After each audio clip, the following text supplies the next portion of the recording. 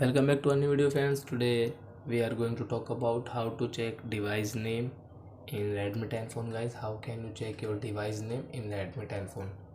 Today I am going to tell you about. In this video we will talk about it. So before starting video, friends, I want to tell you, if you're new in my channel, so please go and subscribe my channel, click the bell icon and like my videos and share my videos.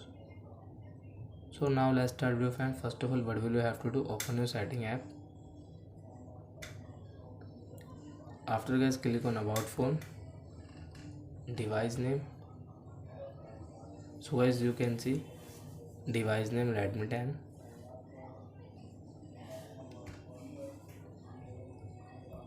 So I hope, guys, you have understood how to check device name in Redmi 10 phone.